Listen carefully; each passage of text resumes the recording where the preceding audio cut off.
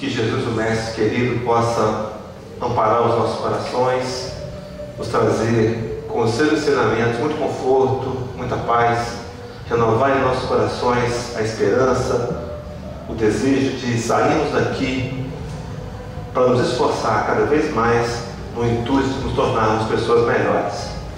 Nessa noite queria aproveitar para dizer que é uma noite muito especial. Se nós pudéssemos dimensionar a especialidade dessa noite, por duas razões. A primeira é porque, se pudéssemos ver a movimentação do plano espiritual, enxergaríamos as inúmeras ações que os benfeitores espirituais que coordenam esse trabalho, que estão entre nós, fizeram ao longo dos últimos dias, a fim de nos trazer até aqui para ouvir o que vamos ouvir. Há um trabalho intenso de assistência a desencarnados, a companheiros infelizes e a cada um de nós. Benfeitores circulam entre nós. Se pudéssemos enxergar, perceberíamos o quanto esse momento é valoroso. Mas ele também é especial porque ele não mais pode se repetir. Esse é o único momento da nossa história que nós podemos fazer mudanças. Não há outro. Tudo que tivermos, tudo que passamos é imutável. Tudo que virá dependerá dos esforços e as decisões que tomarmos agora. Então esse momento é muito especial. E eu quero aproveitar esse momento especial para falar com pessoas especiais. Quero falar com você. Quero falar com cada um de nós, encarnados e desencarnados, que talvez desconheçamos que somos espíritos imortais profundamente significativos para Deus. Espíritos que detêm de forma embrionária potencialidades imensas. Espíritos que um dia serão perfeitos, serão puros. Um dia seremos Cristos. Cristo esse que vai depender das escolhas e decisões que fizermos agora. Deus, na sua suprema forma de expressar o seu amor, colocou-nos em cada um de nós marcas humanas para dizer que somos especiais. Queridos, imaginemos em 7,2 bilhões de espíritos encarnados no planeta hoje, nenhum deles tem a sua impressão digital. Nenhum deles tem o seu DNA. Marcas humanas para provar para você que você é especial. Apesar das dificuldades que enfrentamos, dos problemas que trazemos, dos desafios, das dores, das sombras que nos permeiam o psiquismo, somos especiais. Disse-nos o Cristo certa vez, e talvez só a doutrina espírita consiga ter subsídios para explicar essa fala de Jesus. Disse-nos que faríamos as obras que Ele fez e as faríamos ainda maiores. Então que Jesus possa, trazendo como pano de fundo pais, divórcio e filhos, nos tornar cada vez mais claro o seu Evangelho Redentor. E que nós saiamos daqui, queridos, desafiados a experienciar na rotina, na vida, os ensinos magnânimos do Nazareno. Vamos então ao tema: pais, divórcios e filhos. Para falar em divórcio, nós temos que fazer um breve passeio pela ideia de família. Precisamos pensar no conceito de família. Falar em família é algo que não é muito simples, porque quando digo a palavra família, ela tem significados muito individuais. Alguns de nós que temos filhos, pensamos em esposa e filhos. Outros que não são casados, pensam em pais e irmãos, e por aí vai. As inúmeras formações familiares modernas incluem-se nessa ideia de família. Mas o que é a família? Fui buscar no livro do nosso companheiro Célio Allan Kardec de Oliveira, presidente da USCAL, lá em Belo Horizonte. Capítulo 1, ele traz uma definição de família que ele diz assim: a família é a unidade básica da sociedade, sua célula primeira.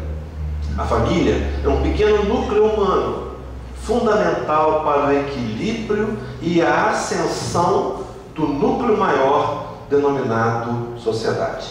Ou, por outra, a família é o órgão mais importante do corpo da sociedade. Quando entendemos e visualizamos essa ideia de família com tamanha responsabilidade, com tamanho valor, questionamos a questão do divórcio.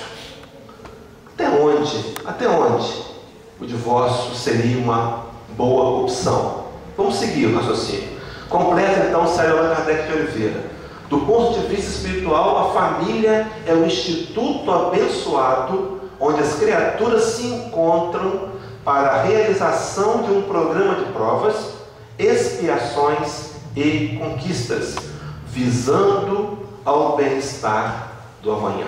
Família, então, como sendo um canal de oportunidades de crescimento, de bunilamento, de enfrentamentos e desafios para construir nesse espírito imortal que somos algo melhor a cada dia.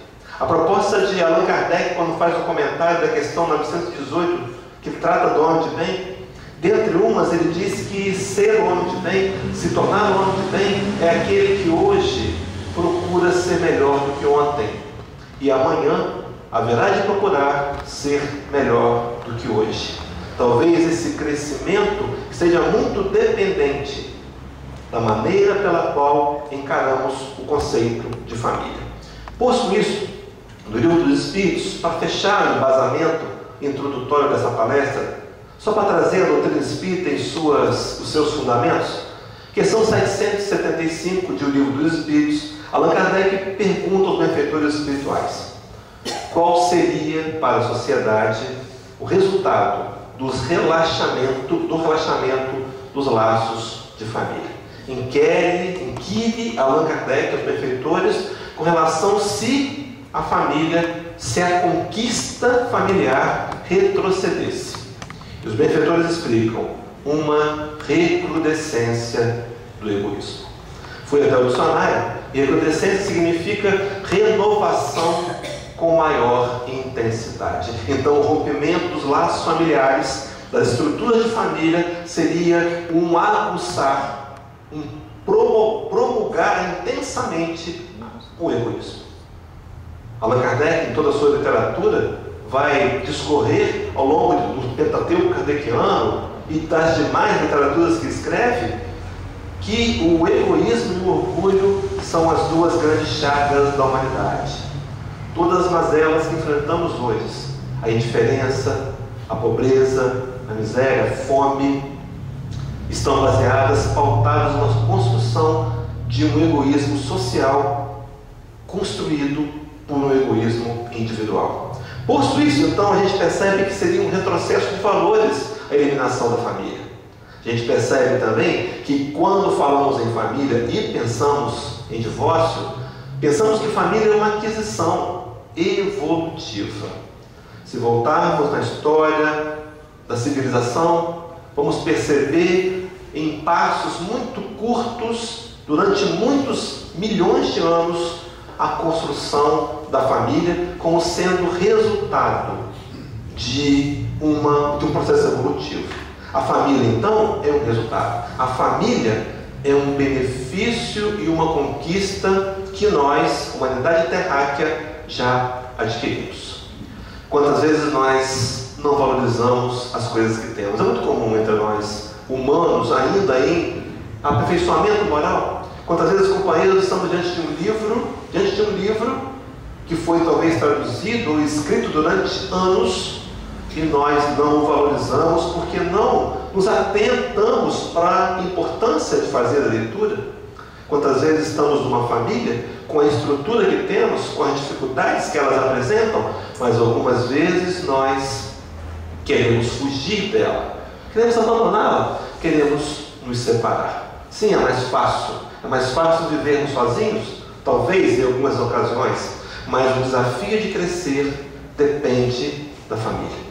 Por isso a família inserida numa das 10 leis que regem o universo, que é a lei de sociedade. Então essa família, muitas vezes, ela é esse núcleo que nós conhecemos com nossa referência. Aqui, para exemplo didático, vamos trazer uma família convencional, tradicional.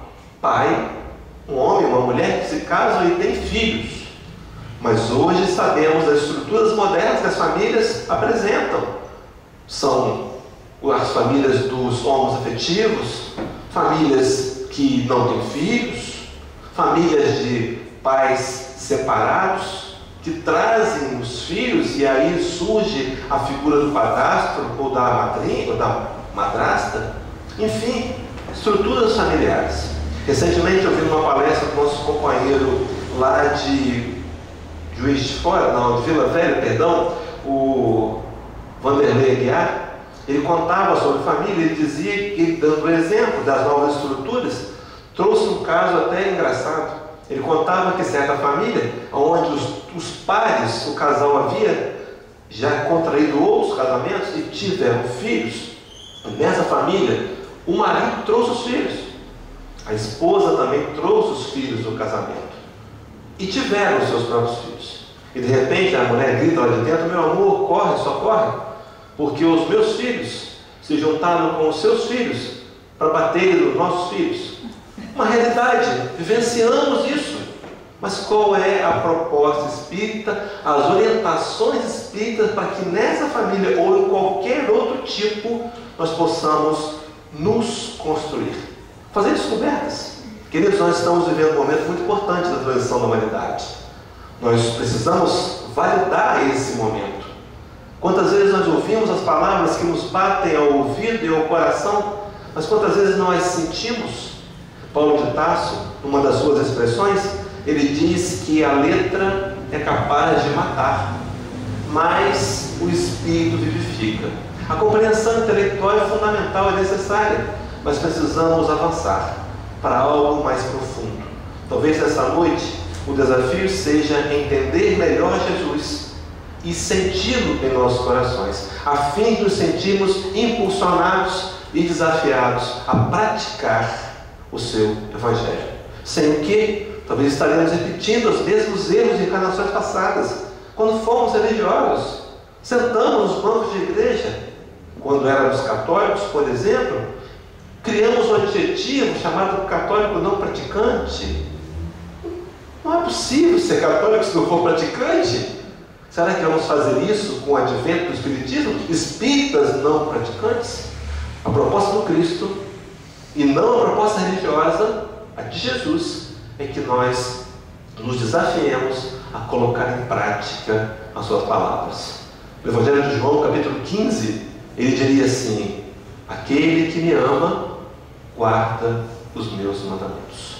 Temos guardado os mandamentos do Cristo para entender que esse guardar é um aparelho de medição do meu nível de amor para com Ele. Sigamos então a ideia de família. Falamos em pais e filhos, esse tradicionalismo, e aí surge a ideia do divórcio. Esse rompimento, muitas vezes necessário, mas rompimento esse que inevitavelmente deixará marcas familiares. Na estrutura que nós vamos propor aqui, vamos avaliar brevemente alguns sentimentos possíveis para com aqueles que são envolvidos no núcleo familiar e que experienciam a questão do divórcio. Mas para entender melhor, vamos pensar o que é o divórcio. Voltamos para a família. Imaginemos que quando acontece o divórcio, uma separação que não cabe a gente pensar em motivos. Eu penso que cada um de nós tem suas próprias razões e que algumas vezes o divórcio é de fato necessário. Mas enfim, trouxemos 4 cenários daquela família tradicional. Primeiro cenário, o que acontece normalmente? Há uma separação, um rompimento, um divórcio, e os filhos ficam com a mãe. E o pai vai morar em outro domicílio. Talvez seja esse o primeiro e maior cenário, o mais comum. Mas há também um cenário, o cenário 2, onde os filhos ficam com os pais, com o pai, e a mãe muda de domicílio. Acontece. Talvez esse seja, numa escala progressiva, muito mais doloroso. Chico Xavier tem uma fala que ele diz que a maternidade é um segredo entre Deus e a mulher. Talvez os filhos precisem mais da mãe do que dos pais, do que do pai. Na verdade, precisam dos dois, mas numa escala de eliminação, de menos prejuízos, talvez esse seja uma escala mais comprometedora do que o primeiro cenário. Filhos que ficam com os pais e a mãe se afasta. Um terceiro cenário, então, que a gente quer propor aqui, é quando os pais se separam, estão separados e os filhos também ficam separados. Vão morar com os avós, vão morar com uma tia, enfim, ou vão para uma instituição por conta do divórcio dos pais. Mas há um cenário mais grave, o quarto cenário, quando a gente pensa que esses filhos também podem ser separados pelo divórcio. Um vai ser criado com uma tia, ou com a irmã, ou com a mãe do pai, um parente qualquer. Esse cenário, querido, é de profunda segregação. O divórcio, inevitavelmente, trará consequências de segregação. Será que a opção seria, então, não fazer o divórcio? Talvez não é essa a proposta dessa palestra. Mas que atitudes nós, cristãos, devemos ter diante de uma separação conjugal? Será que eu, como cristão, que experienciei ou estou experienciando uma separação, um divórcio, que tipo de comportamento e atitudes eu devo ter para me manter na proposta de Jesus?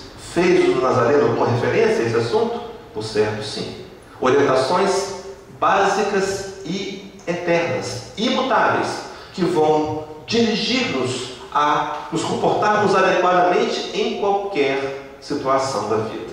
Se pudéssemos analisar em profundidade, gastar mais tempo para entender o mandamento maior do Cristo, onde Ele nos diz que deveríamos amar uns aos outros da forma que Ele nos amou, e se, respaldando a fala do Cristo, pensássemos na fala de Paulo de Tarso na carta aos Gálatas, capítulo 6, versículo 2, onde Paulo diz: levai as cargas uns dos outros, e assim cumprireis a lei do Cristo, poderíamos entender que nossas atitudes, quer em qualquer situação que vivenciemos, precisaria ser sempre a de amor.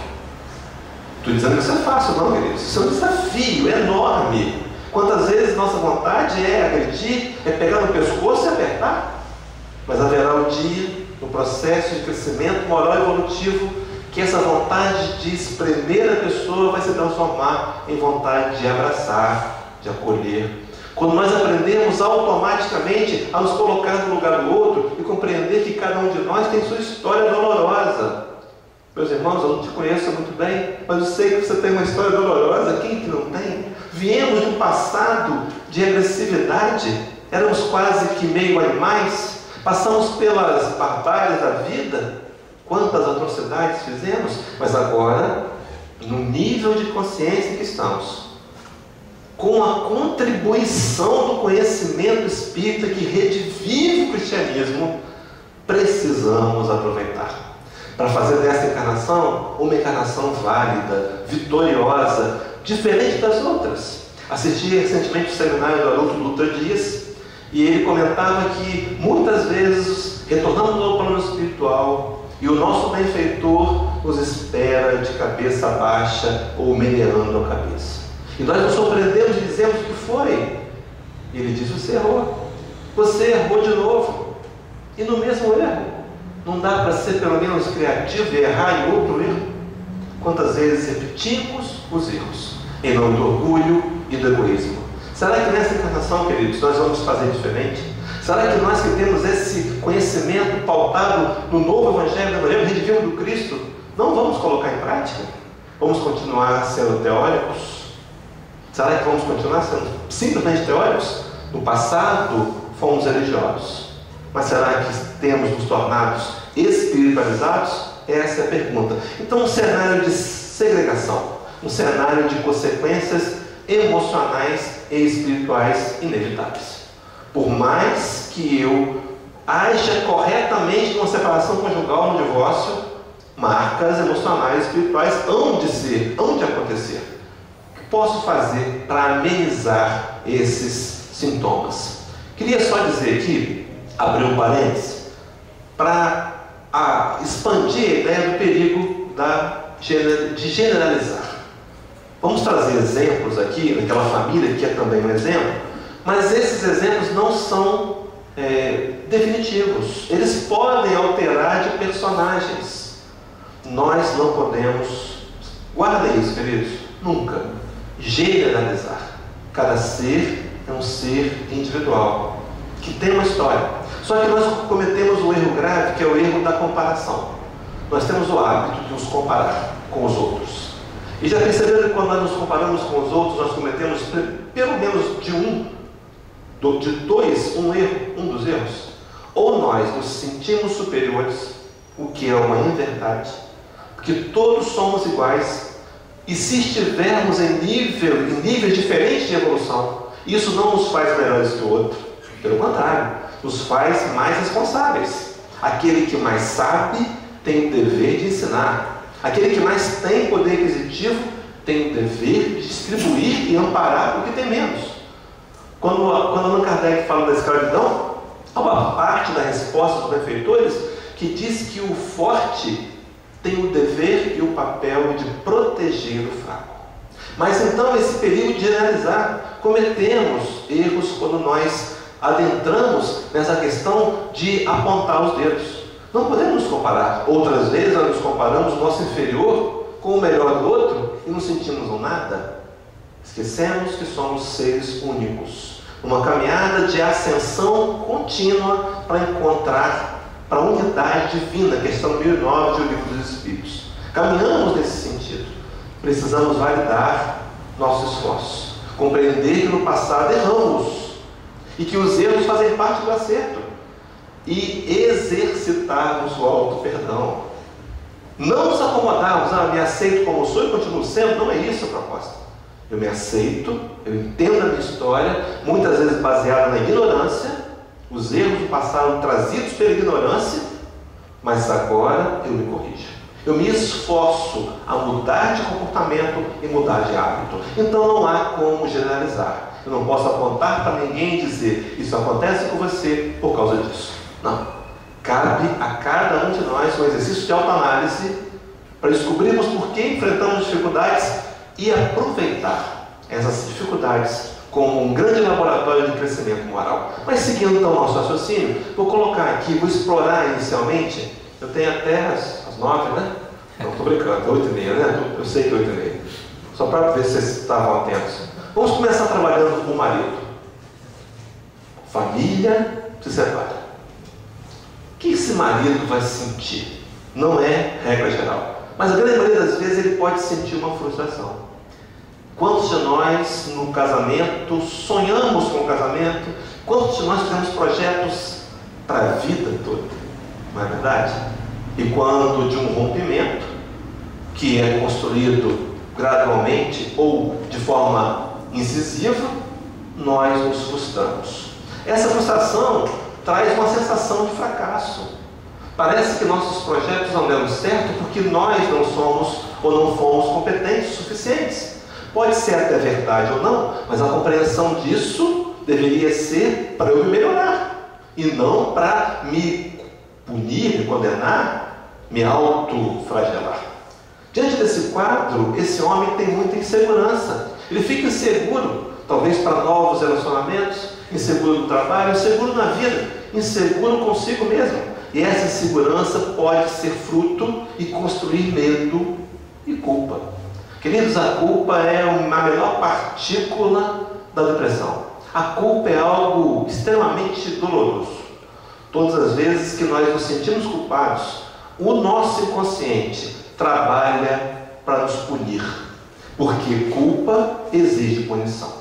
Talvez seja melhor que nós repensemos a questão da culpa e no lugar dela usemos a ideia da responsabilidade. Sim, somos responsáveis. Haveremos de ter consequências pelos atos que praticamos, mas culpa não. No entanto, a invigilância pode trazer essa culpa e desse medo fazer ressentimentos. E nós começamos a nutrir pelo outro, encontrar o culpado que somos e também encontrar culpa nos outros. E ficamos ressentidos. E o nosso coração adoece. William Shakespeare, o grande dramaturgo inglês, tem tantas frases que nos deixou. Uma delas que diz que sentir ressentimentos é como tomar venenos e querer que o outro morra. Muitas pessoas se divorciam e têm um câncer. Câncer que não estava no planejamento reencarnatório.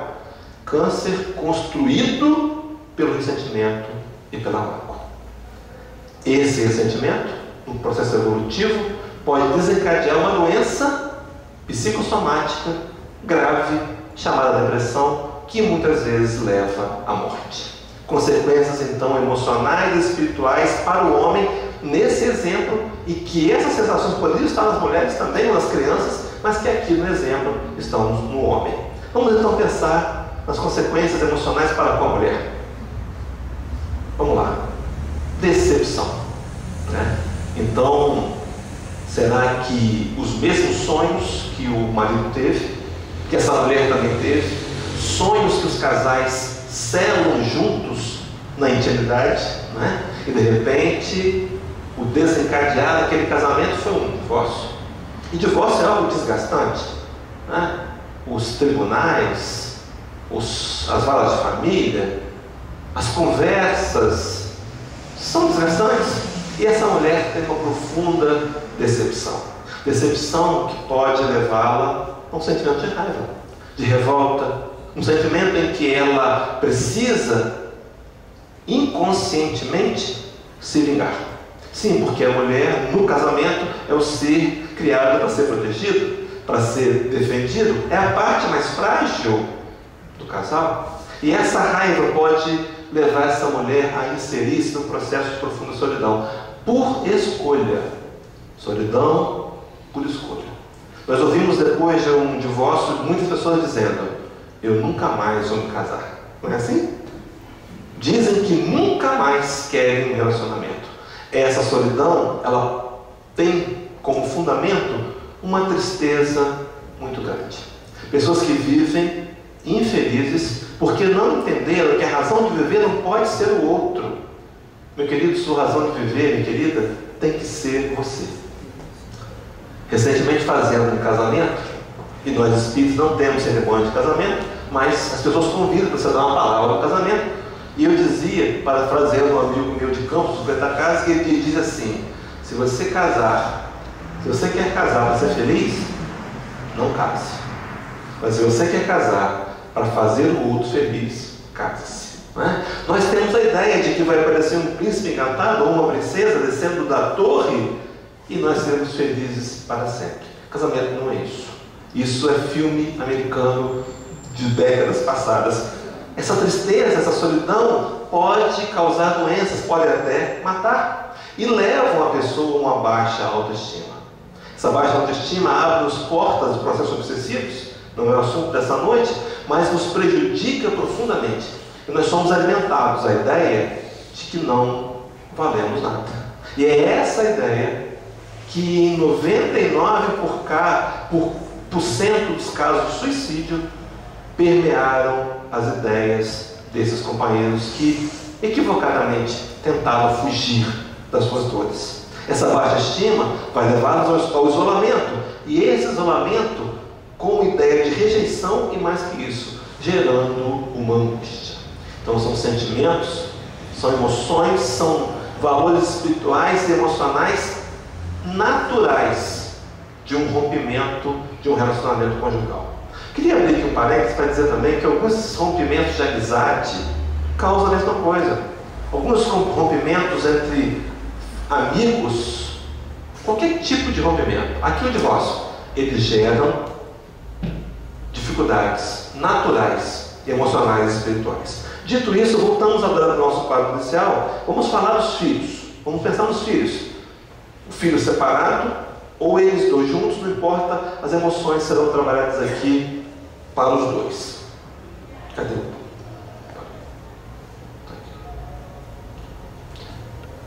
Esses filhos podem, sem generalizar, ter um sentimento de culpa.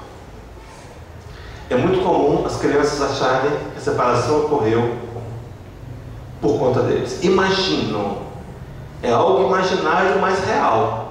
Eles acreditam que os pais separaram-se porque eles são pios. Até porque pegam os álbuns, né? E antes do primeiro filho, todo mundo apaixonado, a vida é uma maravilha.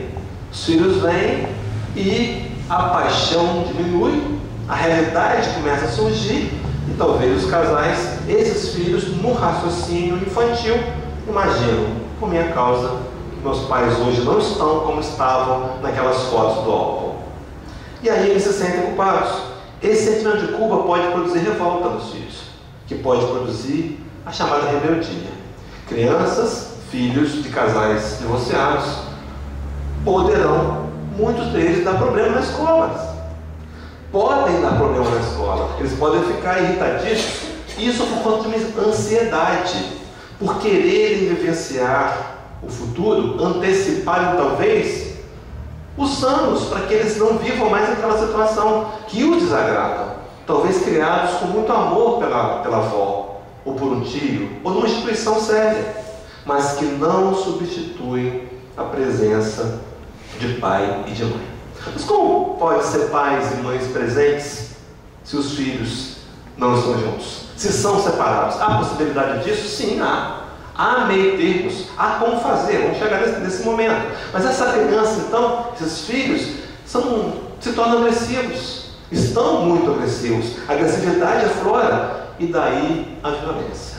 Não que seja uma causa geral, mas muitos dos casos de marginais, de homens que estão infringindo as leis humanas, se formos olhar a estrutura familiar, não tiveram o carinho e o apoio de pai e de mãe. Não seja regra geral, porque muitos deles se superam. Muitos se superam. Mas é uma possibilidade de raciocínio pensar que a violência pode ter vindo da agressividade incontida e levar por conta desse divórcio. Então, como é que podemos fazer para que essa família enfrente o divórcio com maturidade emocional e espiritual?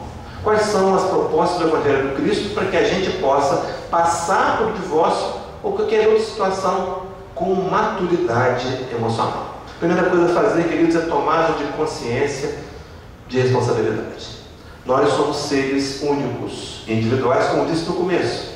Paulo de Tarso, quando escreve a carta aos Romanos, capítulo 14, versículo 12, ele diz assim: porque cada um de nós dará contas de si mesmo a Deus. A minha atitude, mesmo que tenha sido influenciada ou provocada por alguém, é de responsabilidade minha.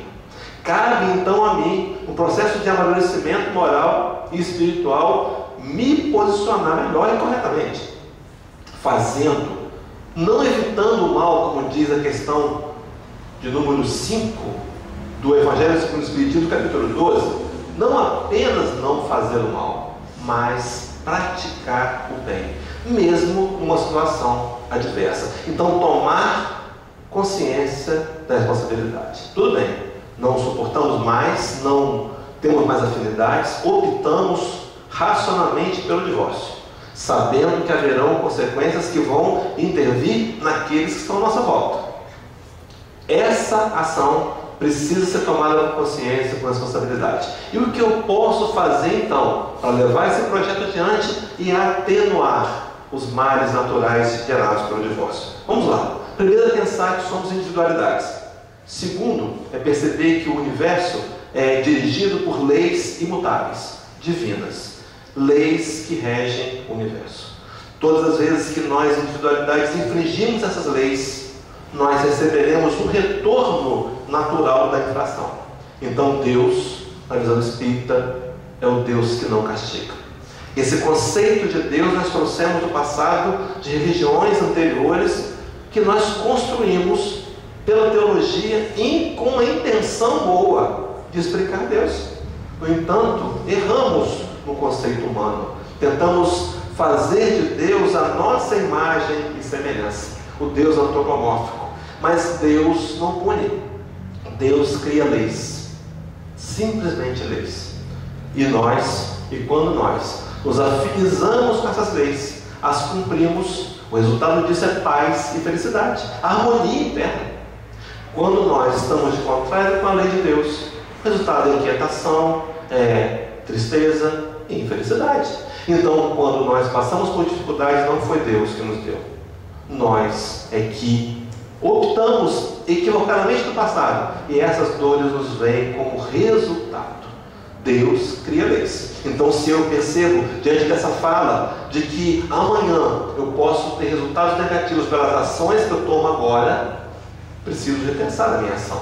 Quando eu estive aqui da última vez, a primeira vez que estive aqui nessa casa, uma terça-feira, eu citei a frase do Benjamin Franklin, um americano que foi político, escritor, redator, foi um dos inventores do para-raios.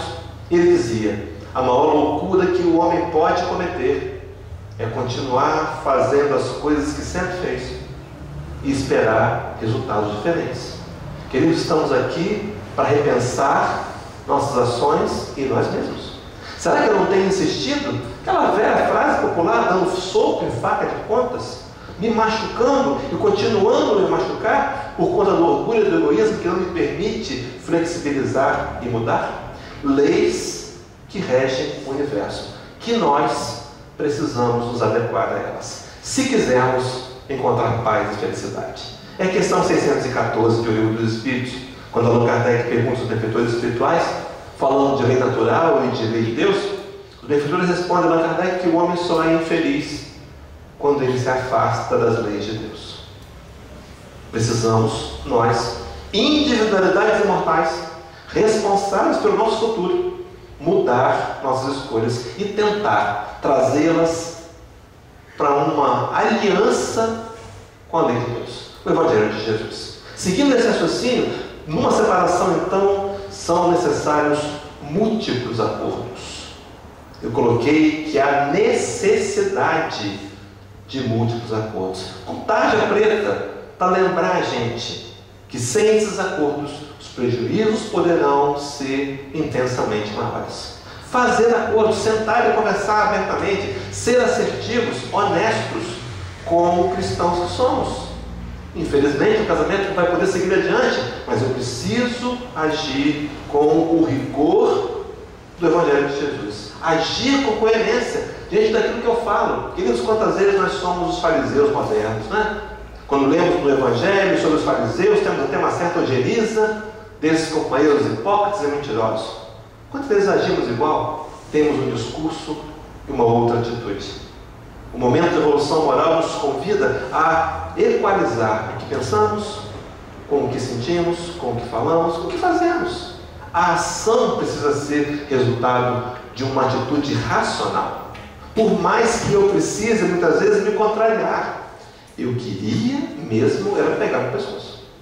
Mas o Evangelho me ensina a acolher, abraçar e amar. Então eu me esforço e faço meio que no controle a ação. Mas esse controle, com o tempo, vai me levar a um automatismo de santificação. Eu vou naturalmente conseguir olhar para as pessoas e entender que são meus irmãos. Então eu preciso, para que esses acordos sejam feitos, disposição de abrir mão. É preciso renúncia. Quantas vezes, companheiros, a discussão se assevera, se prolonga, leva uma vida ou várias vidas do processo obsessivo, porque nós não renunciamos muitas vezes a migalhas por conta do orgulho. Recentemente comentei que vi alguém com uma camiseta que dizia assim: não quero ter razão, quero ser feliz. Quantas vezes passamos a vida toda, nos desgastamos para ter razão, e quando terminamos, estamos um caco, acabados, mas temos razão. Aprendemos isso no passado. A minha geração, eu ouvia dizer assim: dou um boi para não entrar numa briga e dou uma boiada para não sair. Nós espíritas damos um boi para não entrar e uma boiada para sair, porque nós não queremos brigar. Já sabemos que esse mal é o mal que nos faz mal. Como diz Joana de Ângeles, benfeitora de Divaldo Franco, ela tem uma frase que diz assim: o mal que me faz mal não é o mal que as pessoas me fazem. O mal que me faz mal é o mal que eu faço para as pessoas. Porque esse mal, sabe, a benfeitora, gera no mundo espiritual um resíduo na lei de causa e efeito, no retorno. Inevitavelmente vamos ter que dar conta disso no futuro. Então essa renúncia no casamento, no divórcio, é fundamental. E aí, uma outra proposta: pegar essa linha que está no chão, acompanhe comigo, companheiros, o gráfico, trazê-la um pouco mais para cima e pintar, fazer com que transformá-la em umas paredes e transformar e colocar a palavra de divórcio e analisar sob todos os ângulos, de mim para com a esposa, de mim para com o filho, para com os filhos e deles para comigo, e tentar em cima criar uma linha vermelha de atenção, de alerta, trazê-la para o chão e tentar refletir numa cruz, pensar o que o Evangelho tem a nos dizer, o que Jesus teria desse reflexo entre nós para nos orientar com relação ao divórcio. Quem sabe dessa forma nos aproximarmos mesmo estando separados, porque somos energias amorosas, temos ligações fluídicas, compromissos com o mundo espiritual, de família, e precisamos estar próximos. Quem sabe se nós convidarmos o Cristo para nos orientar. A questão 208, livro dos Espíritos, Kardec vai perguntar aos benfeitores espirituais. Vejam bem essa colocação, queridos. Nenhuma influência exerce os espíritos pai sobre o filho depois do nascimento deste? A pergunta é séria. A resposta é mais séria ainda. Diz assim os benfeitores, ao contrário. Bem grande influência exercem os pais sobre os filhos. Conforme já dissemos, os espíritos têm que contribuir para o progresso uns dos outros. Estamos aqui, nessa encarnação, nessa família, nessa casa espírita, com as aptidões profissionais que temos, nessa cidade de Castelo, porque precisamos aprender a amar. O grande motivo que estamos aqui é aprender a amar. E a ajudarmos uns aos outros de modo geral, independente de quem seja o outro, a progredir. Mas vejam bem em relação aos pais, o que diz os benfeitores. Pois bem, os espíritos dos pais têm por missão desenvolver o de seus filhos pela educação. Interessante que o Espiritismo ele tem essa vertente, né? Nos diz o que precisamos fazer, mas nos diz como influenciar os filhos pela educação, pelo próprio exemplo, pelas próprias atitudes, pelo próprio comportamento que tomam. Constitui isso uma tarefa, tornar-se culpados se vierem a falir no seu desempenho. Vejam que aqui o divórcio não nos isenta do compromisso missionário de alinharmos, de educarmos os filhos no caminho do bem e do aprendizado do amor. Então, mesmo que divorciados e distantes, precisamos priorizar o nosso compromisso familiar assumido. Mas eu vou contrair outro casamento? Tudo bem, não tem problema. Isso não te isenta de estar atento às necessidades de seus filhos.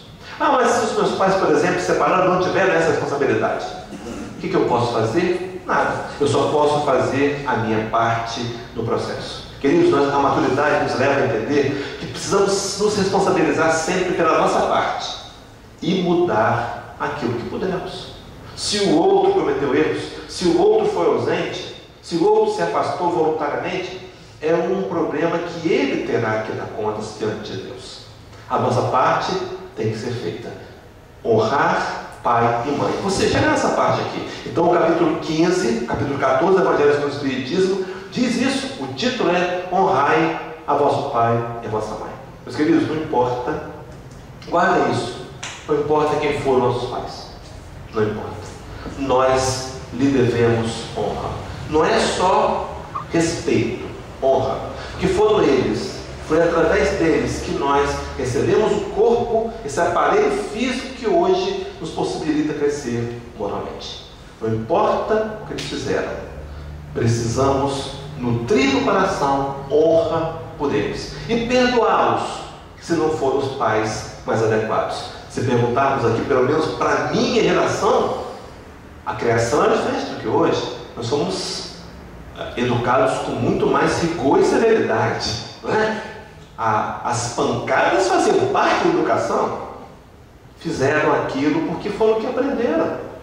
Precisamos nos colocar no lugar deles e perdoá-los. Jesus, em dois momentos, pelo menos dois momentos da sua história, do seu Evangelho, vai endossar esse honrar pai e mãe. Naquele episódio do jovem rico que procura o que hei de fazer para herdar a vida eterna, diz: faz os mandamentos? Ele diz, já cumpro desde a infância. Ele diz, então honra teu pai e tua mãe, não matarás, endossa o honrar pai e mãe. Em outro momento, diante dos fariseus que vão o tentar, perguntando sobre a questão do lavar as mãos, uma cerimônia, um rito judaico, um rito farisaístico, ele diz para aqueles homens, olha, vocês estão preocupados com o culto exterior, mas a prática da religião, honrar pai e mãe, vocês não honram. Diziam eles, o dinheiro que eu tenho esse mês é para a oferta no templo. Mentiam e não ajudavam os pais. Era Jesus validando o honrar pai e mãe. Se o Nazareno tem essa visão, queridos, nós, seus discípulos, ou candidatos deveremos também olhar nossos pais com olhos diferentes. O desafio é sair daqui hoje e olhar nossos pais, quando chegarmos em casa, com olhos de gratidão, por mais que eles tenham dificuldades. No outro momento, o capítulo de número 21, tem como título, não separeis o que Deus juntou. É a narrativa mostrando que a lei de Deus é imutável, mas as leis dos homens, que são temporais, possibilitam em muitos momentos que a gente separe. Mas a lei de Deus é agregar. A lei de Deus é ajuntar, mesmo que nós nos divorciemos.